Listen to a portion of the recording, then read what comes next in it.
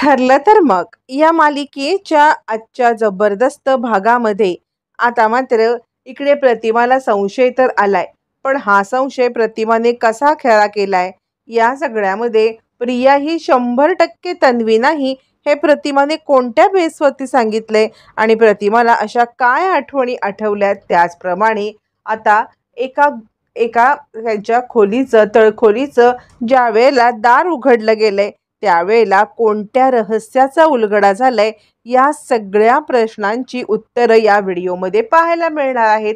इकडे आता रविराज आणि प्रतिमा हे ज्या वेळेला बोलत असतात त्यावेळेला प्रिया या सगळ्यामध्ये सहभाग घेणं टाळत असते, कारण ज्या ज्या वेळेला रविराज समोर असतात त्या त्या वेळेला तिला या सगळ्यामध्ये आपण काही बोललो तर चुकीचे दिसू असं वाटत असतं. म्हणून रविराज गेल्यावरती आता इकडे प्रतिमा काही गोष्टी जाणून घेण्याचा प्रयत्न करत असते आणि काय घडलं होतं असं विचारत असताना प्रिया गडबडते आणि आई मला झोप येते म्हणते. हे आपण पाहिलेलं आहे. मग प्रिया विचार करते किती दिवस मी हे असं टाळू शकेन, ते काही नाही. या बाईला जरा आता सटपटावायलाच पाहिजे, म्हणजे हिला जरा आता नमतं घ्यायला नको. दरवेळेला हिच्यासमोर नमतं घेतलं तर आपल्याला आपलं भांडं उघडं पडेल, त्यामुळे हिला थोडंसं दमातच घ्यायला पाहिजे.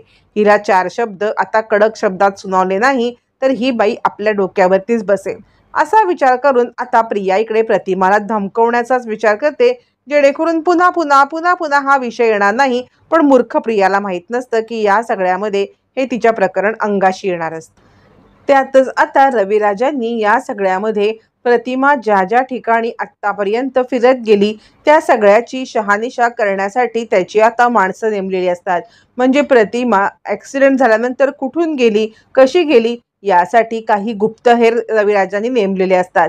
त्या गुप्तहेरांच्या मार्फत आता रविराजांना एक मोठा प्रकार कळलेला असतो आणि ते पाहून रविराज हादरतात, कारण तो प्रकार खूप भयानक असतो. इकडे आता रविराजांना समजलेलं असतं की प्रतिमाचा ज्या वेळेला अपघात झाला त्यावेळेला अपघात झाल्यानंतर प्रतिमा ही आता त्या ठिकाणावरून वरती येत असताना पुन्हा तिला तिला आगीच्या ह्याच्यात लोटण्यात आलं आणि तिथे एक व्यक्ती होती. हे सगळं रविराजांना समजतं आणि त्यातच आता गुप्तहेर यंत्रणेकडून रविराजांना समजलेलं असतं की हा अपघात नसून घातपात होता. रविराज या सगळ्याच्या मुळापर्यंत पोहोचण्यासाठी गुप्तहेर यंत्रणेला डबल टिबल पैसे देतात आणि ते सांगायला लागतात की या सगळ्यामध्ये तुम्ही शोध घ्या, मी कितीही पैसे द्यायला तयार आहे, फक्त त्या माणसाचं नाव मला कळलं पाहिजे. माझ्या कुटुंबाची 20 वर्ष वाताहत करणाऱ्या व्यक्तीला मी सोडणार नाही असं म्हणत रविराजांनी आता मात्र चंगच बांधलेला असतो आणि या सगळ्यात ते कुणालाही सामील पण करून घेत नाहीत. या सगळ्यात त्याच्यामध्ये इतकी गुप्तता ठेवलेली असते की कुठूनही बातमी कुठे लीक व्हायला नको. त्यांनी आता या सगळ्यामध्ये प्रियाला सुद्धा हे सगळं सांगितलेलं नसतं. रविराजांची इकडे मोहीम चालू असते, तिकडे प्रतिमाची मोहीम चालू असते. तोपर्यंत प्रिया विचार करते काहीही करून या अर्ध्या डोक्याच्या बाईला या सगळ्यामध्ये आता मला पूर्णपणे वेडं करून टाकायला पाहिजे.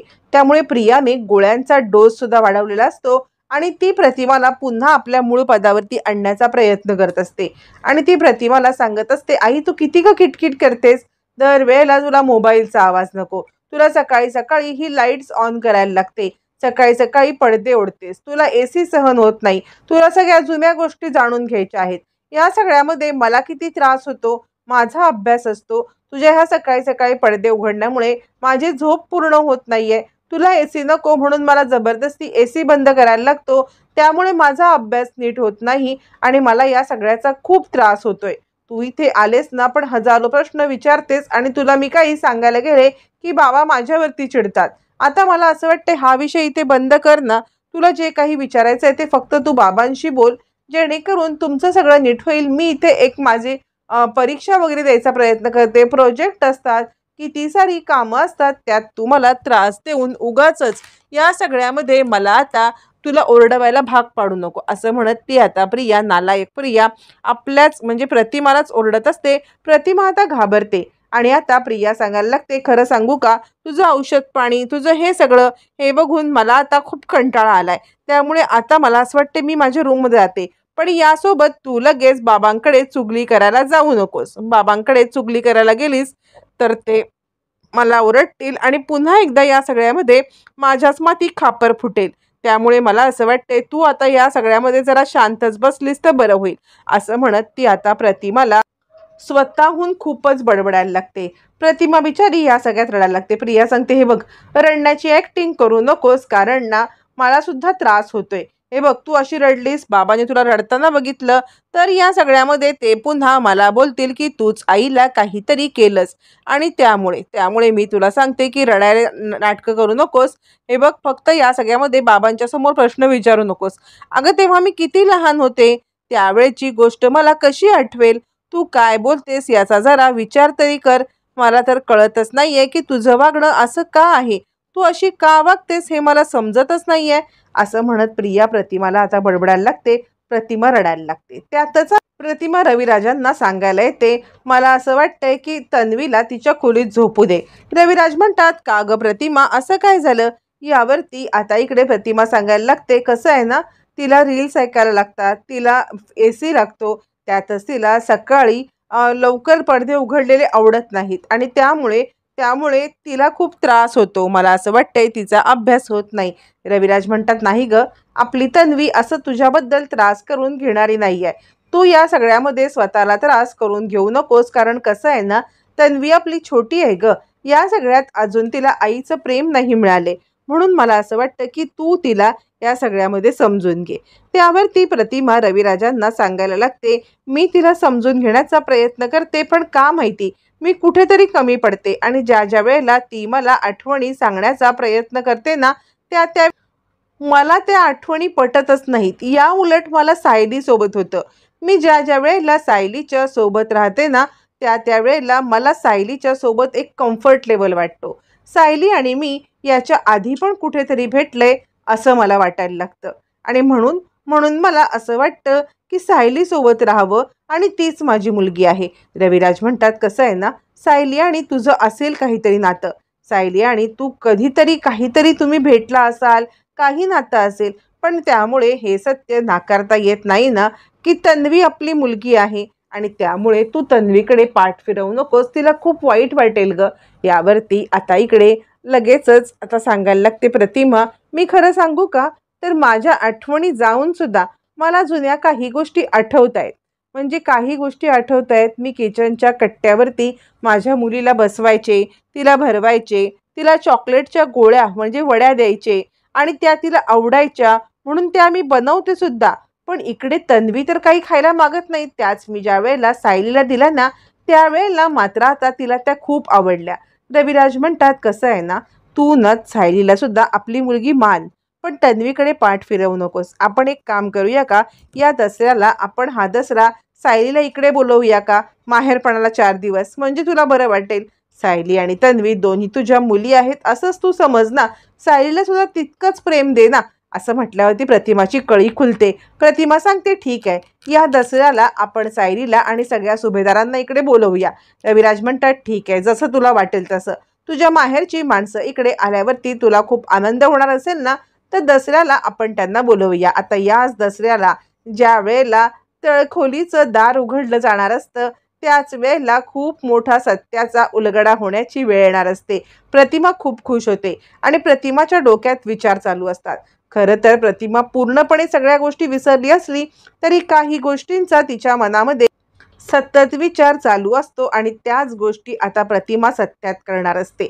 अखेर दसऱ्याचा दिवस उजाडल्यावरती सगळे सुभेदार आता इकडे रविराजांच्या इकडे येतात.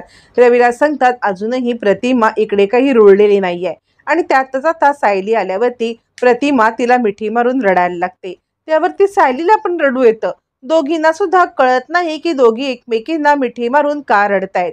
तोपर्यंत इकडे महिपतने एक मोठं काम हातात घेतलेलं असतं. महिपत सांगत असतो, हे सगळं जाऊ दे, आश्रमाचं हे जाऊ दे, पण आपल्याला आता जो नवीन जज आहे त्याला पण खरेदी करायला पाहिजे. काहीही करून आपल्याला ह्या केसचा मोक्ष लावायला पाहिजे. पण आता त्याला कोणीही मदत करायला तयार नसतं, कारण खूप मोठी केस ओपन झालेली असते. आमदार साहेबांची आमदारकी पण धोक्यात आलेली असते. इकडे आता ज्या वेळेला सायली प्रतिमाच्या घरी येते, त्यावेळेला प्रतिमा म्हणते, आजच्या दिवसाला दसऱ्याला मला तुझ्यासोबत माझा दसरा साजरा करायचा होता. यावरती सायली म्हणते, हो, खरं सांगू का प्रतिमा, तर मला सुद्धा हा दसरा तुमच्याशिवाय साजरा करायला खूप खूप खूप वाईट वाटत होतं आणि त्यामुळे आज तुमच्यासोबत दसरा साजरा करून माझ्या मनाला खूप आनंद होणार आहे. यासाठी तुमचे जितके आभार मानू तितके कमी तुम्ही मला बोलवलंत. यावरती प्रतिमा सांगायला लागते, या दसऱ्याच्या दिवशी आता नेहमीची परंपरा मला करायची आहे. सायली म्हणते, मला माहिती आहे कसली परंपरा. तळखोलीमध्ये असलेली सगळी भांडी काढायची असतात आणि दसऱ्याच्या दिवशी सगळी भांडी घासून या सगळ्यामध्ये आता त्याला आपण नव्याने हळदी कुंकाची बोटं लावतो आणि त्याचं पूजन करतो ना. प्रतिमा हमसाहुमशी रडायला लागते. सायलीला मिठी मारायला लागते, तन्वी माझी तन्वी, तन्वी माझी तन्वी असं म्हणून रडायला लागते. रविराज हे दृश्य पाहत बसतात. सायली म्हणायला लागते, आई आई. त्यावरती प्रतिमा म्हणते, तुला हे सगळं कसं माहिती. यावरती आता इकडे सायली म्हणायला लागते, खरंच आई मला नाही आठवत मला हे कसं माहिती, पण मला हे आठवतंय की हे सगळं केलं जायचं. आता मात्र प्रतिमा म्हणते, तेच सांगण्याचा मी प्रयत्न करत होते. रविराजांना पण प्रश्न पडतो. 20-22 वर्षापूर्वीची प्रथा जी खरं तर तन्वीला आठवायला पाहिजे, तिला नाही आठवत तर ठीक आहे, पण सायलीला कशी काय आठवली. मग रविराज आणि सगळेच जण तिकडे येतात. पूर्णाजीला पण धक्का बसतो. पूर्णाजी म्हणते, हो रविराज, खरंच हे असं आहे. म्हणजे या सगळ्यामध्ये तुमच्या घरामध्ये कशी परंपरा आहे, तळखोलीमध्ये भांडी असतात ती काढली जातात, त्यांना आता दसऱ्याच्या दिवसाला धुवून त्यांचं पूजन केलं जातं, हे हिला कसं माहिती. रविराज सायलीच्या जवळ येतात. सायली बाळा, तुला हे कसं माहिती.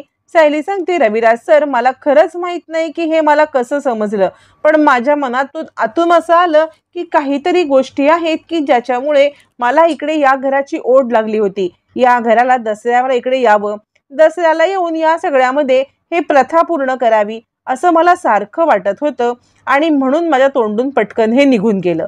रविराज सायलीच्या डोक्यावरून हात फिरवतात. सायली बाळा, अगं हे तर आमच्या घरची परंपरा आहे.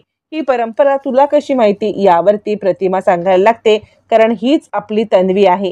मी दरवेळेला हिच्यासोबत कनेक्ट होऊ शकते. हीच मला माझ्या मुलीसारखी वाटते. पूर्णाजी म्हणते, रविराज काय हा चमत्कार आहे. ही प्रथा मला सुद्धा माहिती आहे आणि दरवेळेला लहानपणी छोटी तन्वी ही प्रथा करायची. मग ही प्रथा सायलीला कशी माहिती. हे सगळं काय गोष्ट आहे.